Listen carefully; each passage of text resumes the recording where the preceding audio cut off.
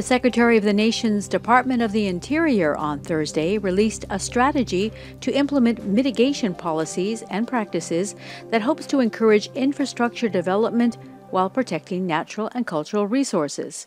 Sally Jewell was featured in this federally produced video announcing the new strategy, laid out in this document available on the department's website. Our landscapes are complicated places, and in the past, we've permitted things on a project-by-project basis. But with the new technology tools we have available, like the National Geospatial Database and other tools, we can actually think more holistically about landscapes. What areas are too special to develop? What areas have high development potential? And how can we deconflict those so that people go into these landscapes understanding how they can develop and how they can mitigate, and we can marry the two together. If we work together, it doesn't have to be either conservation or development, we can have both. What this mitigation strategy does is it says to those who are interested in developing, we want you to look not on a project-by-project basis, but at a whole landscape. If you're going to develop in one area and it has impact, which development generally does, here's the area of highest potential where we'd like you to put your mitigation dollars. There's a lot of enthusiasm about it with industry because they have an opportunity to have clarity and a deconflicted path forward.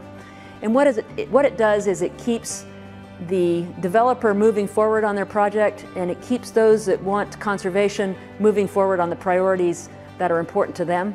And the two working together means that they're not duking it out in court, they're actually working together for a great outcome. We have some great examples. The states throughout the West came up with something called CHAT, the Critical Habitat Assessment Tool. That is using geospatial database information to understand the habitats in Western states. It's a great example of how states are taking this concept forward. We did it also in offshore wind, as we did the first ever competitive lease sale for offshore wind. Deconflicted by knowing where the fishing places were, where the boats needed to transit, where we needed to be from a safety standpoint, from a visual standpoint, and again from a tribal standpoint. So those are a handful of examples on a state level and on a federal level where this is already being put into effect. We need to use the tools available to us to think of our landscapes in a way that sets them up for the long-term future. We are seeing the impacts of climate change. We are seeing the impacts of invasive species. Our lands are being challenged, and yet we know that our economy also runs on development. This gives us an opportunity to achieve some of the objectives that we need to in a changing climate, in a time when we've got more people that need places to breathe, but also that helps drive economic activity that is so important to our country. The Department of the Interior has a lot going on here on Hawaii Island.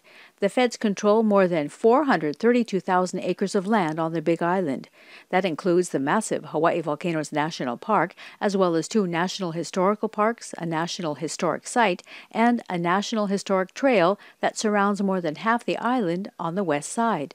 There are also 2 national wildlife refuges under the U.S. Fish and Wildlife Service and numerous critical habitat designations, with more likely on the way.